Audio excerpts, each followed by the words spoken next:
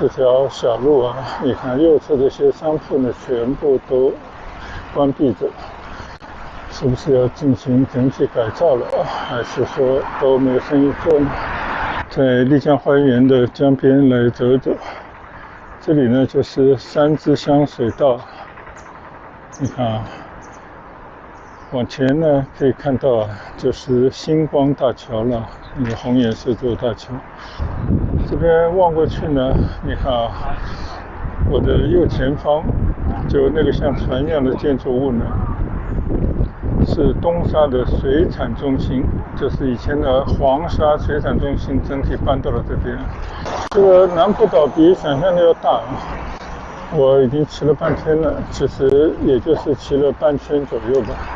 哦，这个地方桥下是一个大市场啊，你看那什么都有，我的妈，这些活鸡活鸭。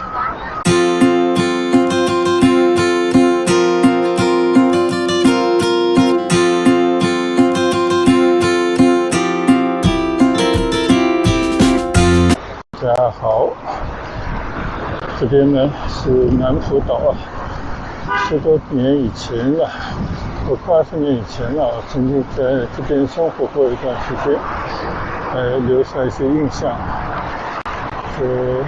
发现呢，这个岛啊，毕竟是偏离市区，它的发展呢比较缓慢，也在发展。最起码这个街道边上的楼就多了很多，以前呢更多的是乡村的风貌，现在呢你看有了很多的写字楼等等啊。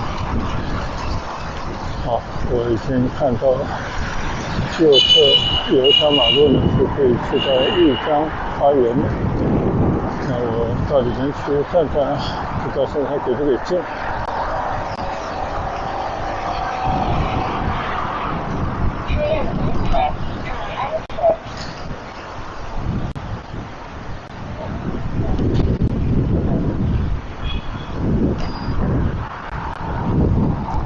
这条小路啊，你看右侧这些商铺呢，全部都关闭着，是不是要进行整体改造了，还是说都没有生意做呢？还是跟以前一样啊，很多人就是席地卖菜，还是乱糟糟的场面。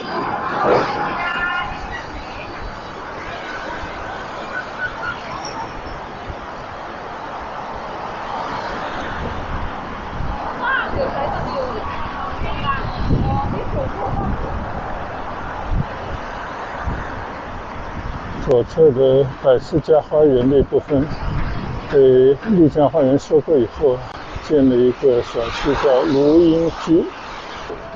好，现在呢我就骑进丽江花园了。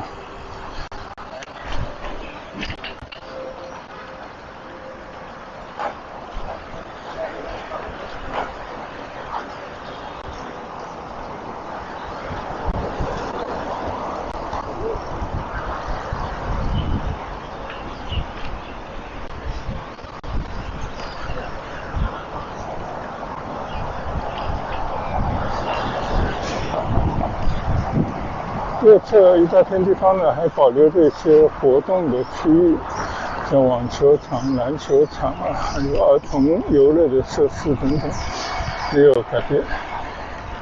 再往前呢，应该是一个会所，应该也有一个幼儿园吧。左侧呢，这些骑楼就是商街，就是商铺。这是我们以前非常熟悉的地方。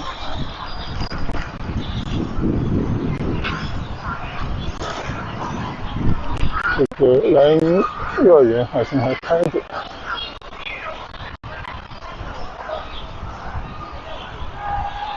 醉心湖会所边上有一个小湖叫醉心湖，特别好听的名字啊。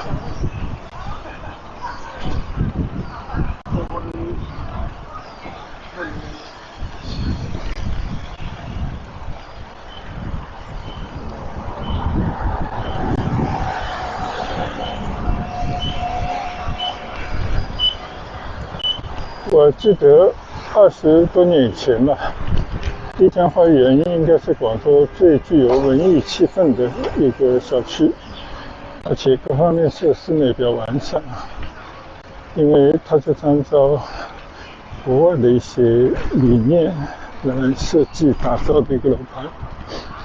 但是呢，搬进来以后啊，大家还是低估了这些发展商为了挣钱的急功近利啊。就好好的一个楼盘，一个社区，因为把很多娱乐设施啊拆掉以后，就盖了楼。这些楼越来越多，那就变得有更多人进来了。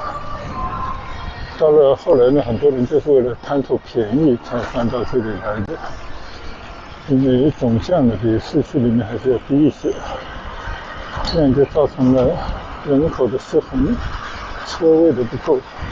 当然，更重要的是人的素质被拉低了。所以呢，这个丽江花园，包括我们在内，还有很多原本住在这边的朋友们，都搬离了这边。有很多事情吧，真的，这个人呢，有时候能成事也能坏事。如果说人太多了，真的会容易出问题的，因为人的整体素质还不够，或者资源变得紧张以后呢，大家就会变得生产就是有限的资源。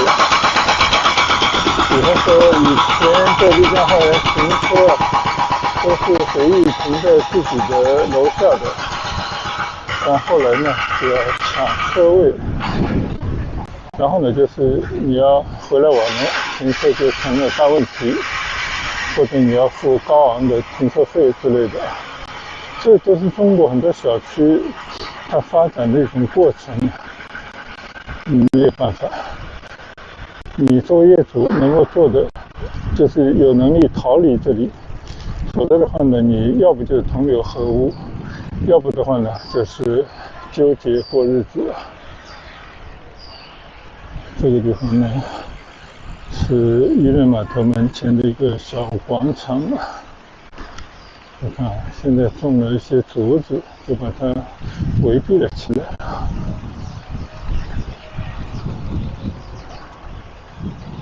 这边呢，已经来到了三支香水道边上了。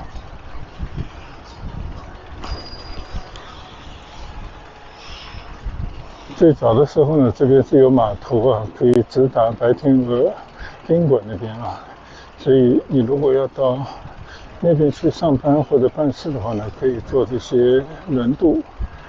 那后来也就一阵子而已，就没有了。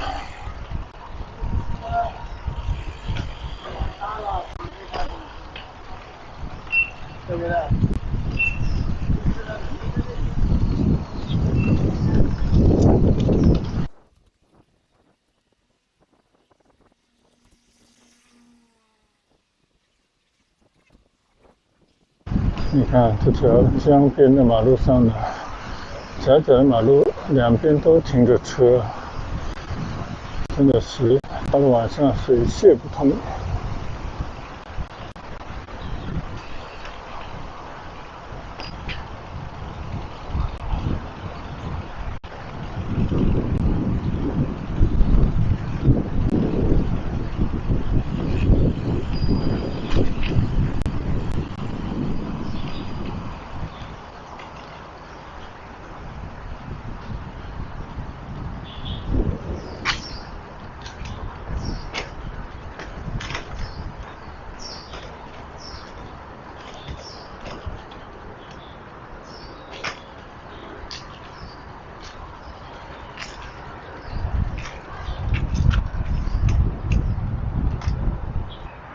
现在我把车停在后面，在丽江花园的江边来走走。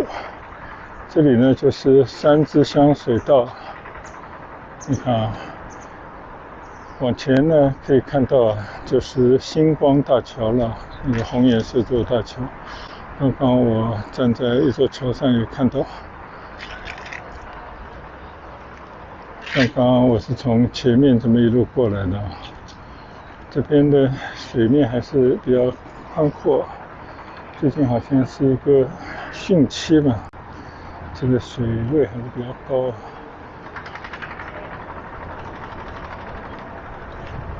这里是丽江花园的住民们啊，在这边遛狗散步的地方。当然以前我们也是这么干的。好了，就是在这边到此一游吧。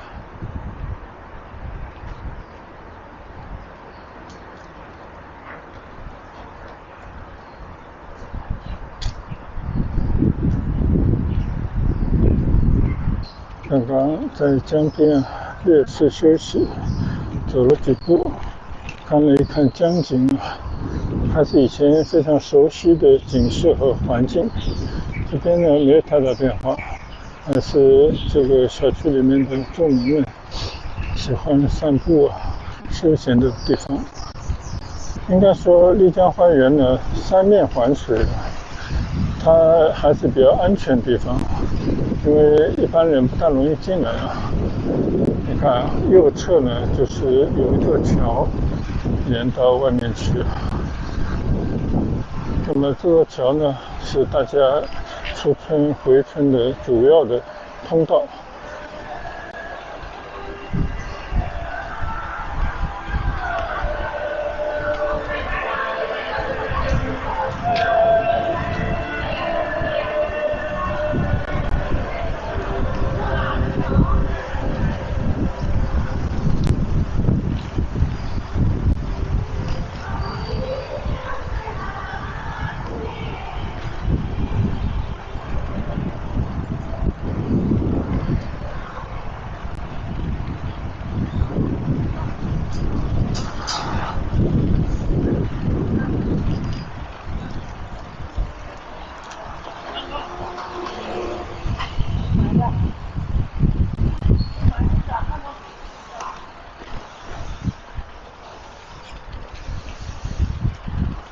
左侧呢，这些楼都叫励志楼啊。这个下面呢都是各种各样的商铺，看看这些商铺都还开着啊，都跟大家生活或者孩子的教育等等有关。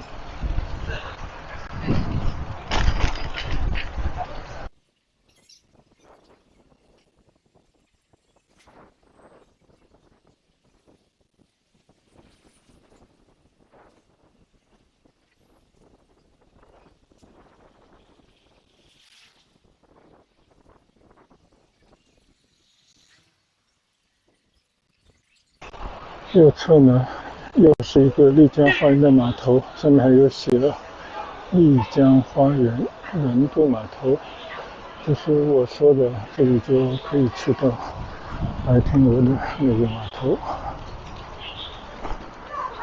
好，我们到码头边上来转悠一圈。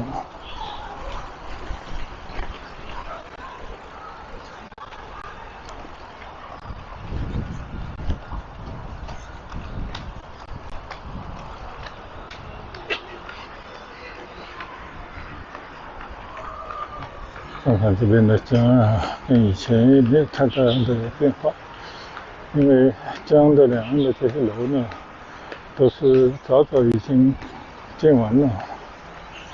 今天的江面的还是感觉比较宽。记得有一回来的时候，这个江都差不多见底了。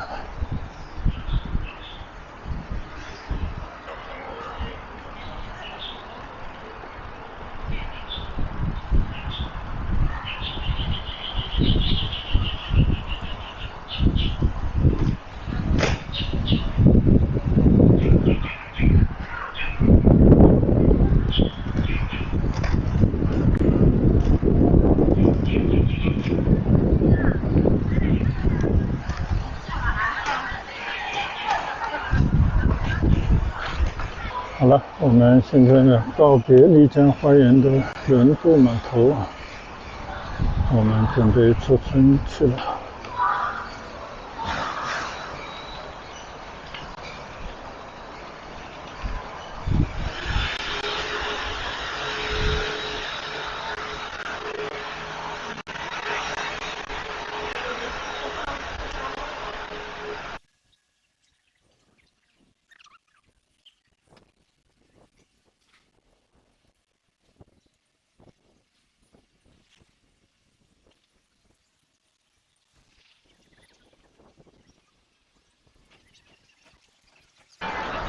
现在骑出丽江花园，我们在南浦岛上再去新的一个短路程。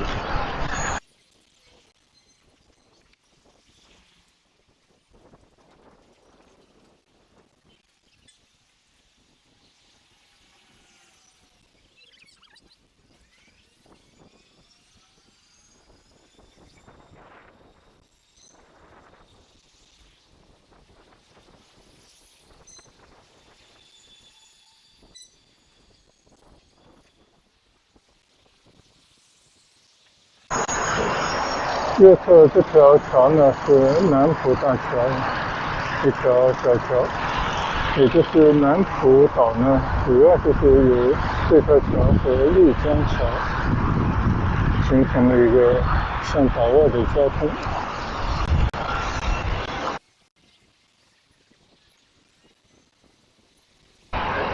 现在呢，我们骑进了一条小路，叫研发路。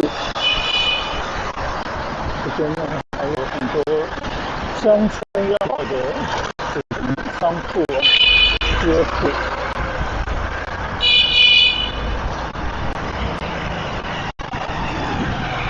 我记得以前一直往前去，应该有一个叫渔人码头的，就是很多餐馆地方，不知道现在还有没有？我们去看一看啊。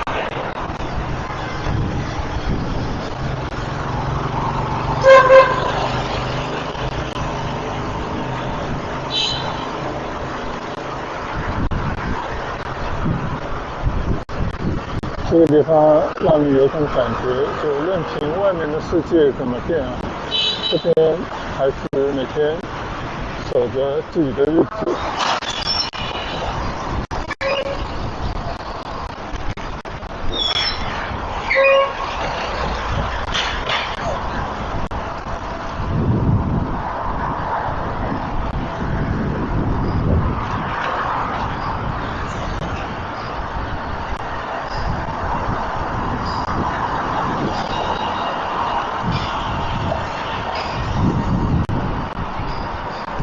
我觉得这里的房子应该都是这村里的老百姓自己建的房子，所以猜也猜不得，碰也碰不得。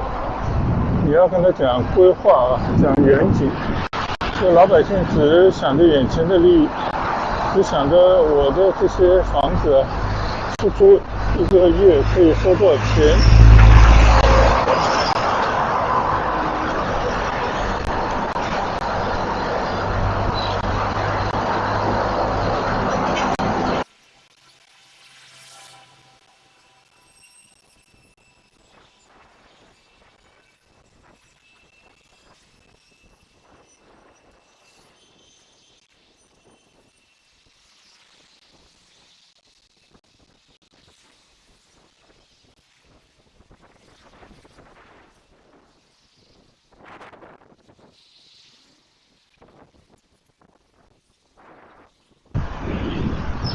看到这边似乎做了一条江边的骑行道，我们进去看一看。洛浦街东乡村，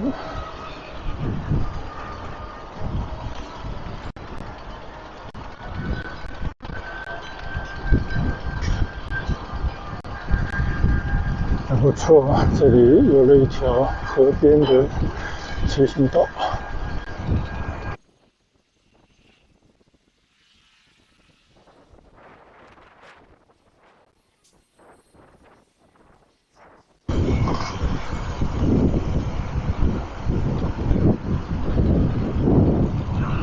我发现啊，我说的那个渔人码头，其实应该在我的身后，靠近洛溪桥的那边，应该早就过了。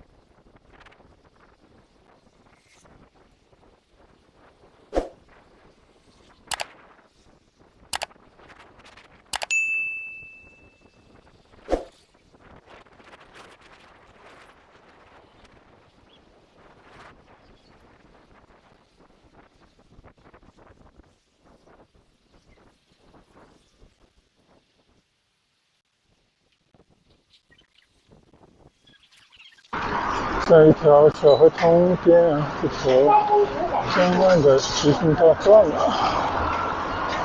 这边接不上了。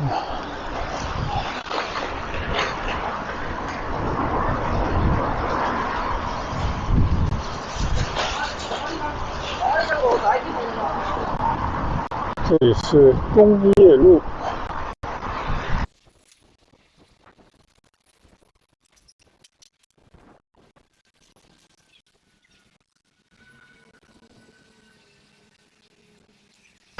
这里应该是一片乡村工业的集散地，看上去乱糟糟的，但是人家也在做生意啊，应该也是靠这个来谋生的。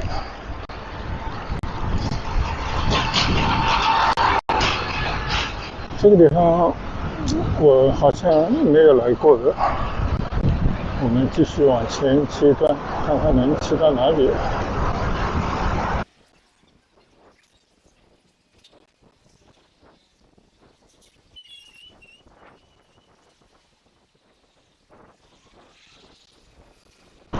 方向应该是没有错的，我看到前面啊有那个广州原大厦，但老百姓呢称它铜钱大楼，就是完全跟以前的一个铜钱一样的形态啊。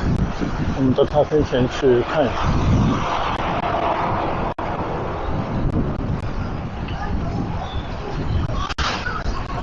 这里是洛浦街西义村。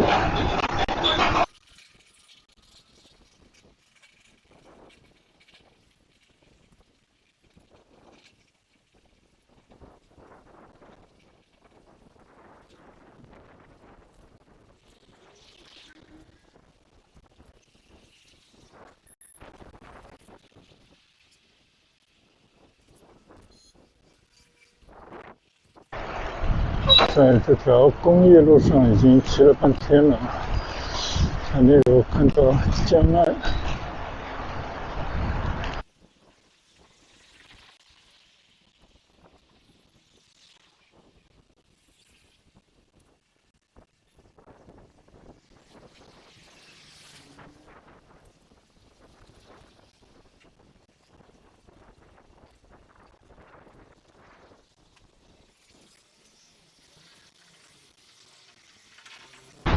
这边有一条小路进来，好像就可以去到江边了。去走走看，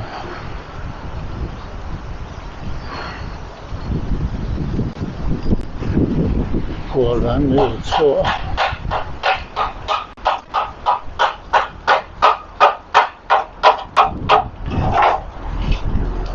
看到右侧的那个大铜钱了，边上的那条是东兴高速，眼前这个桥呢是东沙大桥，我们经常走的。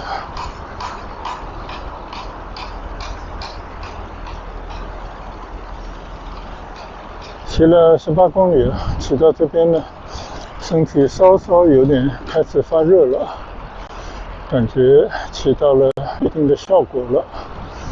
看来我们在这边得要稍稍的休息一下，这边看看开阔的江景。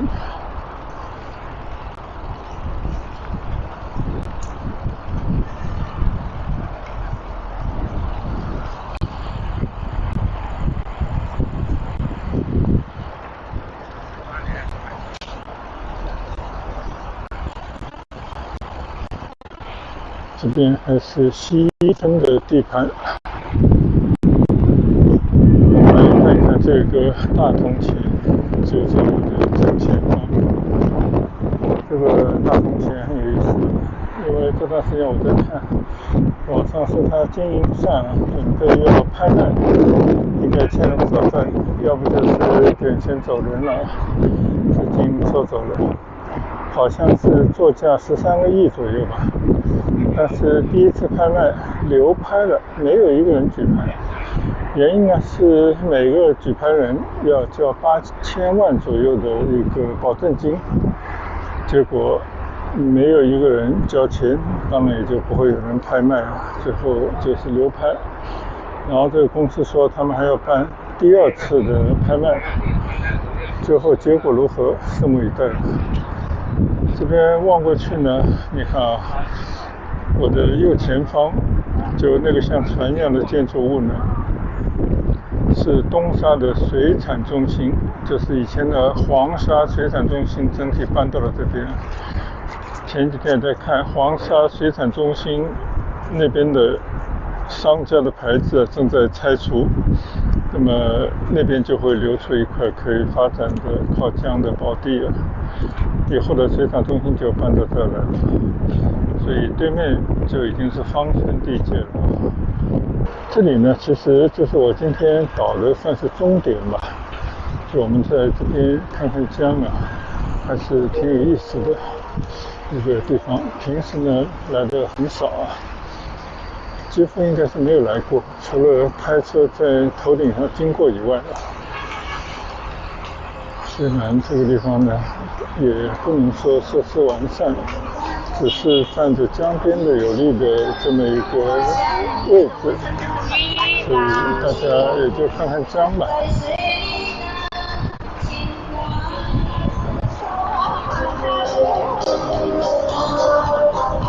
这边原本是有个码头的，现在不知道还用不用，是一个轮渡吗？应该是的。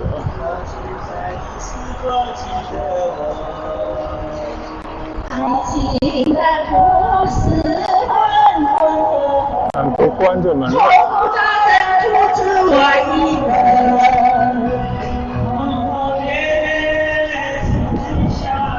中国很多老百姓啊，人到中年以后，或者是退休以后无所事事，内心是非常空虚的，所以他们需要一些东西呢来填塞空虚的内心，所以就会组团啊，跳舞、唱歌，音乐声开得特别大，就无视路人别人的宁静。开个电单车还专门加了一个大喇叭，就这个跟我们在很多地方看到的大家戴个耳机自己欣赏完全不是一回事，但这就是现实，这就在这个社会里面生活你必须面对的一些问题，也没什么了不起，就多遮点就对了。好，我们继续在这个江岸边上，应该也是这个南坡岛的算是岛尖了吧，或者说岛的一端了。这边是西码头水闸。看看，这个就是南浦岛，从这边望出去还是非常开阔的吧。可以去得很远啊！我们在这边稍稍的站一站。白鹅潭那边现在正在建高楼，今年年底呢，22号线的地铁就要从祈福新村那边的市广路啊，通过南站城头港，然后就要通到方村了，所以我们也可以小小的期待一下。再加上呢，昨天我经过的叫广南快速路，就是海州湾隧道，就使得番禺、芳村现在是荔湾区啊和市区的交通呢变得更加通畅了，联系更加紧密了。我们在这边看看就好啊。好，我们继续沿着南浦岛岸边的道路骑行。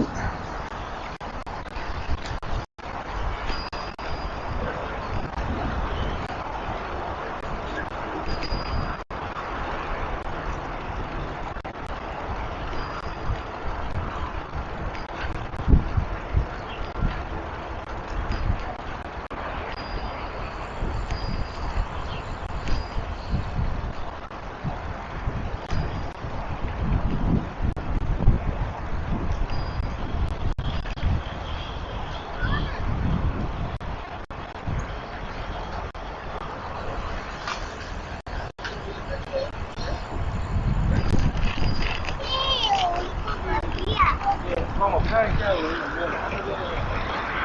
好，对面的就是我刚刚看到这个楼盘啊，长得非常的高了，是一个什么楼盘呢？名字叫锦绣半岛，但不知道是敏捷还是哪个发展商开发的。我们到它跟前去转转。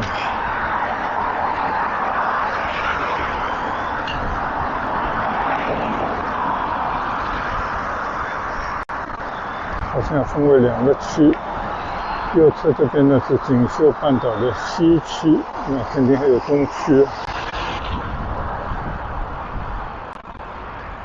这里就是它的西区的入口了。这里左侧应该是他们的会所呢，还是一个什么地方？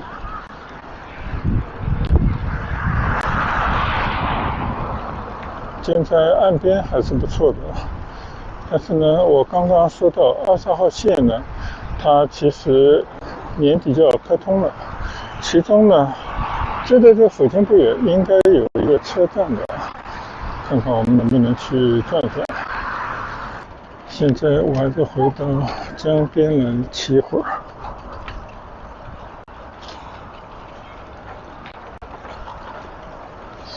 这个水道的对面呢，也起了不少楼啊，但那个地方应该已经不属于番禺了吧？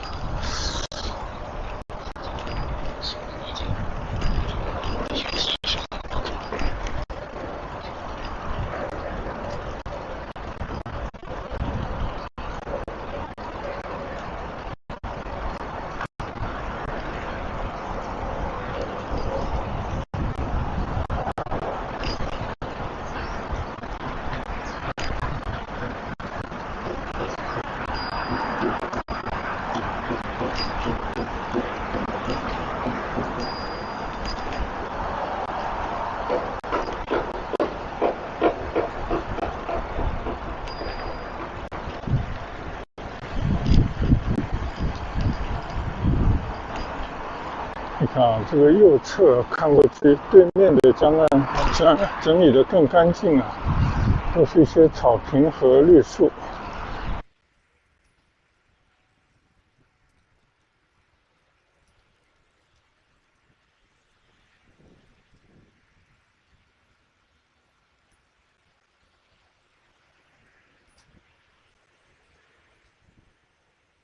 我们在这里观望一下啊，你看啊，对面啊，是不是看上去绿意葱茏的感觉？好像也是一个岛尖吧，就把它变成了一个公园。然后你看后面啊，中海万景西岸这么一个楼盘，这里还不少房子嘞。好，我们在这里稍事休息。好，我们继续出发，在南浦岛上再走一段啊。我刚看了一下地图，这条河呢叫深冲水道，然后就在我的左前方不远呢，应该有一个地铁站叫南浦西。我相信呢，这是22号线的一个地铁站，还没有开通，应该快了啊，再过个把月就可以投入使用了。那我们就把这个地铁站呢，当做我们今天在南浦岛上第2段的一个目的地吧。到那边去打打卡，也看看这个地铁站的进展如何啊。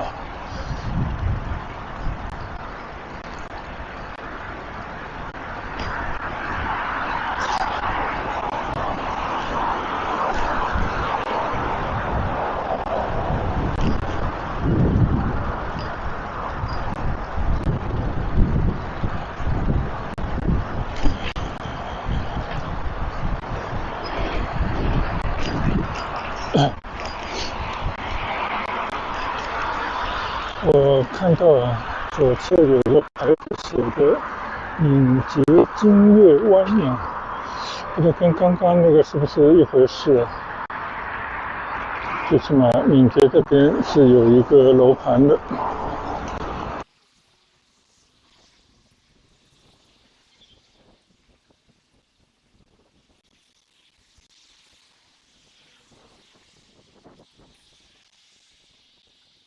这条深冲水道到了这边再往前去呢，应该就大石水道了，改名字了。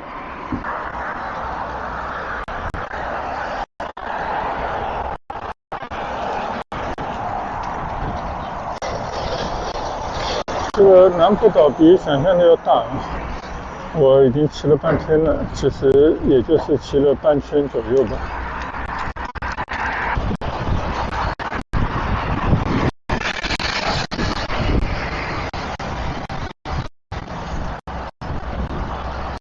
我在左侧马路里面好像看到了一个车站的样子，但我没有看到有路可以进去。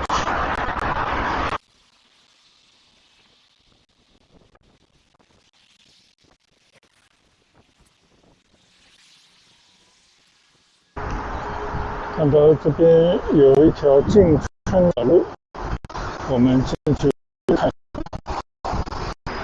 进到了一条村道里面啊。我们去找找那个地铁站是不是在附近。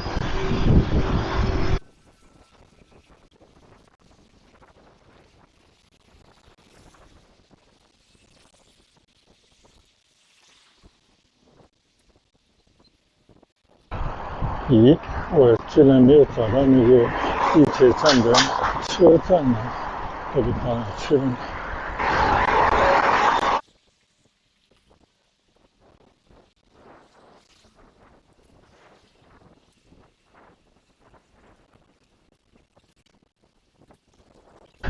骑着就来到村里的商业大街上来了。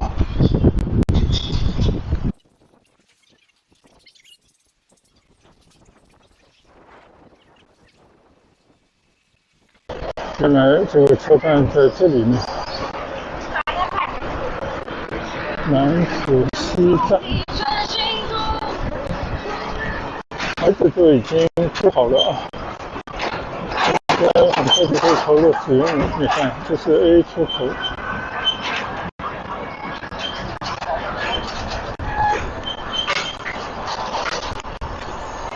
似乎前面还有一个出口。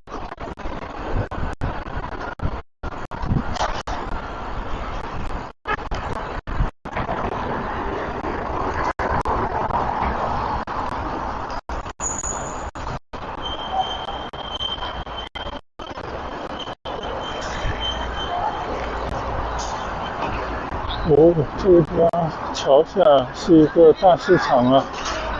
你看，那什么都有。我的妈，这些活鸡、活鸭，还有各种鸟的都有。哦，有意思。更多的是卖菜、卖肉、卖水果。我虽然不大知道这个价钱到底便不便宜，我想象百日边卖应该都是比较便宜的吧。那么多活鸡活鸭，哇！这一路过去全部都是，你看看，这条大桥简直就是一个大屋檐啊！大家在这边随意的摆卖。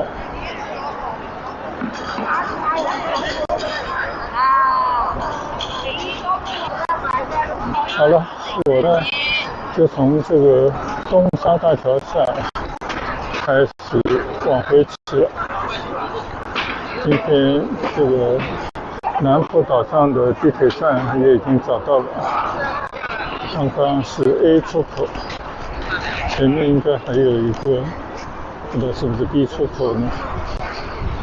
周围呢还是有些工程没有完全完工啊，还是有一些围地的状态。果然啊，这边就是 B 出口了，就这些人行的走道还没有通，但是应该很快啊。我相信建成以后呢，不仅对于这些高楼里面的居民，更重要是对这个村里的村民啊，出行就变得非常的方便了。所以有变化总是件好事，给大家带来一些方便，我觉得多了一些出行的选择是很不错的一件事。好了，那这里就作为我今天来南浦岛的第二段的骑行。分享给大家。谢谢大家呢，也可以跟着我镜头看到广州的一些变化。也许不是所有的景色都是大家喜欢的，有些可能是大家不喜欢的，但是呢，走过路过，它就在那里，所以我们也就要接受。好了，那我们下一段再见吧。谢谢大家跟随观赏，拜拜。